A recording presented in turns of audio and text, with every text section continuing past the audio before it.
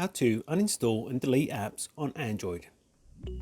In this video, I'm going to show you how to uninstall or delete apps on your Android device. But before I do that, please don't forget to like this video and subscribe to my channel. Okay, so first, what you need to do is swipe up on your home screen to reveal all of your apps. And then go ahead and find the app that you want to delete.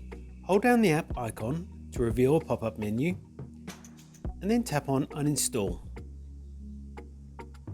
Next, it will ask you if you want to uninstall this app, and on that menu, you just tap on OK.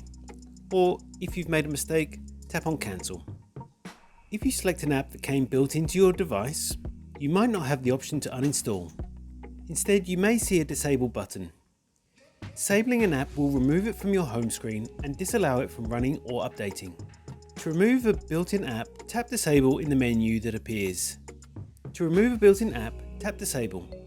In the menu that appears, tap disable to confirm. Apps that are essential to your device, such as settings and phone, will not have the option to uninstall or disable. And that's what it takes to uninstall or delete apps on your Android device. If you found this video helpful, I'd love it if you like this video and subscribe to my channel. Thanks for watching.